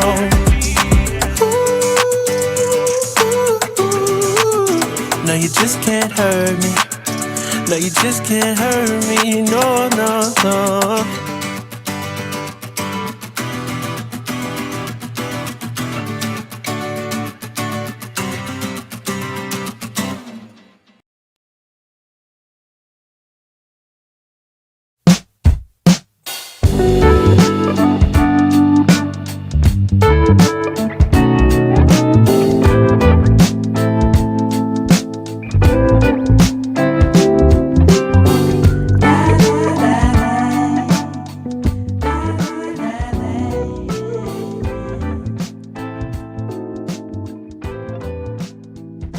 Welcome back, everybody. Welcome back to the after party.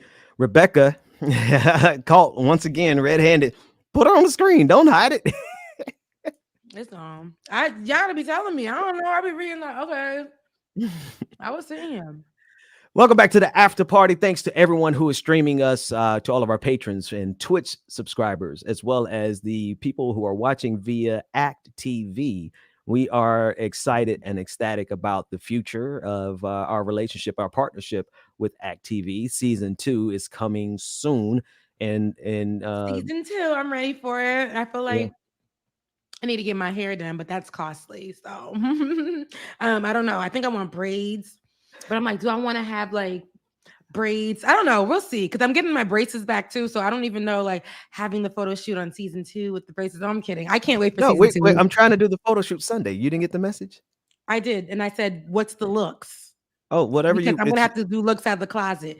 The funds ain't here right now. Whatever. It's whatever you want to do. We just want the world to see as we roll out. Get ready for this rollout. No, you don't think it should be like a unison, like not unison color, but the vibes. Like, are we doing dress up for, newsy news, or are we doing like, business casual, or are we doing Rebecca, just our personalities?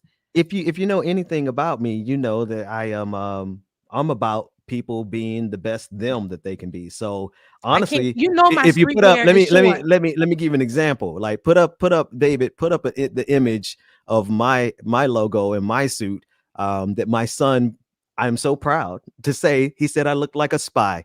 Now that's the best I can do, Rebecca. Yeah. You on the other hand, come back to Rebecca. So you on the other hand, you might could get away with something totally different. So don't let me mess up your style. Yeah. So listen, you got to tell me what it is. Because if you're just saying come as anything, y'all know what I wear on the weekends. It literally is anything with a pair of shorts. And nobody is trying to come with my long legs with shorts on for the People Season 2 promo. Well, ask yourself this question, like I always ask everyone. What do you want to be known for?